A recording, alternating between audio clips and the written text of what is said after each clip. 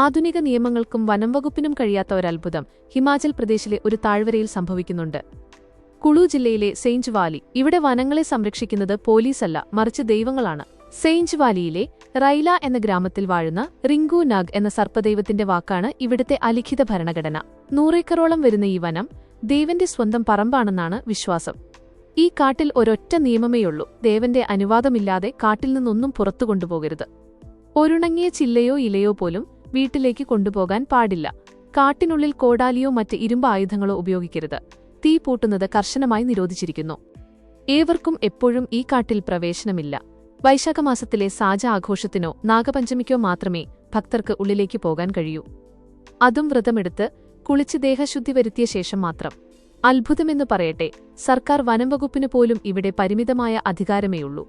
ഒരു റോഡ് നിർമ്മാണത്തിനോ വികസനത്തിനോ വേണ്ടി മരം മുറിക്കണമെങ്കിൽ പോലും ദേവന്റെ അനുവാദം വേണം. വെളിച്ചപ്പാടിലൂടെ ദേവൻ നൽകുന്ന ഉത്തരവ് ലംഘിക്കാൻ അധികാരികൾ പോലും മുതിരാറില്ല. ദൈവത്തോടുള്ള ഭയം ഭക്തിയായി മാറുന്നതിവിടെയാണ്.